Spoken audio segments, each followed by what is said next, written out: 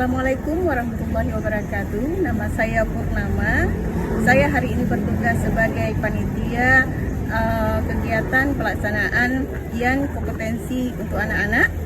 Kendala saya rasa tidak ada apa-apa. Listrik oke, jaringan oke, dan harapan saya semoga pelaksanaan TKA ini anak-anak bisa sukses semuanya, sukses dan berhasil.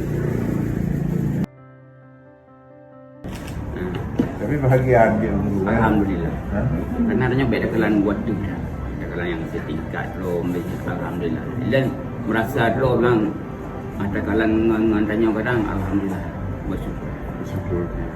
Guru itu motivasi ni dorong supaya anak-anak punya mimpi, punya cita-cita.